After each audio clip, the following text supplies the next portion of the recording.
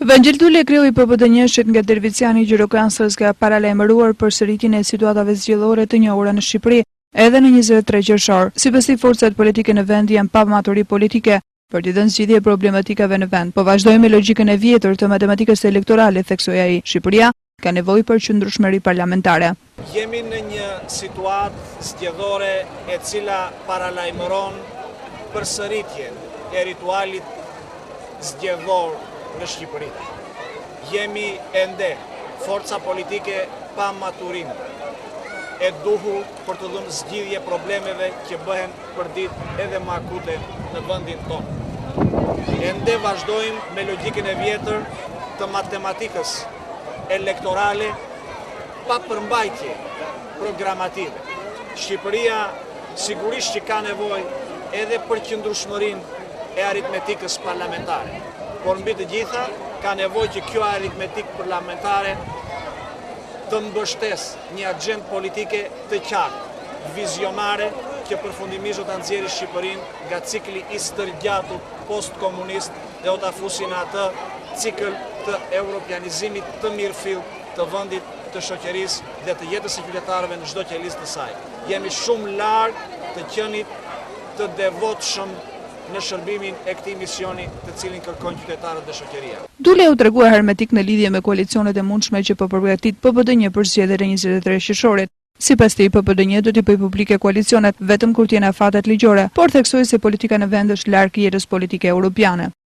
Është ende herët, nuk duhet që të jemi të nxituar jo vetëm ne, por të gjitha forcat politike. Koalicionet janë një diçka që më të vërtet duhet të vihen në shërbim të asaj sfide madhore të cilës nuk I jemi përgjigjur deri në kohën e sotme, europianizimit të Shqipërisë. Europianizimi I këtij vendi kërkon në radhë të parë europianizimin e partive politike. Dhe me sinqeritetin më të madh jemi shumë larg asaj. Europianizimin e jetës politike. Jemi shumë larg të pasurit një jetë politike funksionale të standardeve evropiane.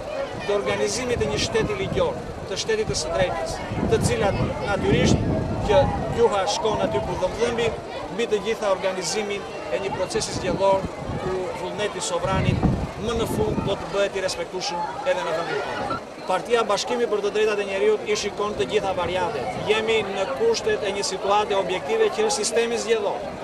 Dhe sistemi zgjedhor penalizon forcat e vogla politike. Pavarësisht kësaj, jemi në pozitat e favorshme, sepse konsiderohet dhe faktikisht është e garantuar mbijetesa parlamentare e Partisë Bashkimi për të Drejtat e Njerëzit, duke pasur të garantuar edhe në kandidimin e rastit ekstrem të pavarur të Partisë Bashkimi për të Drejtat e Njerëzit, na jep mundësi më të mëdha negociimi për arritjen e një rezultati përfundimtar më të arritur. Një kod që mori firmën e Berishës e Ramës penalizon partitë e vogla, thekson Dule, edhe pse jo zyrtarisht flitet se PPD-një do të jetë pjesë e koalicionit të qendrës së djathtë. Ndërkohë PPD-një ka paralajmëruar krimin e një poli të tretë politik në vend. Mësohet se PPD-një ka bërë bisedime me Lisein, por gjithçka mes dy partive do të varet nga pozicioni që do të mbajë partia e drejtuar nga Meta në lidhje me PD-un. Nëse LSI dhe PDU do të formojnë një koalicion mes tyre, atëherë PPD-një nuk do të jetë pjesë e një alance me Ilir Metën. Në të tilla kushte krijimi një poli të tretë mund të krijohet mes PPD-një dhe PFRD. Kjo e fundit është treguar e matur në qendrimet e saj.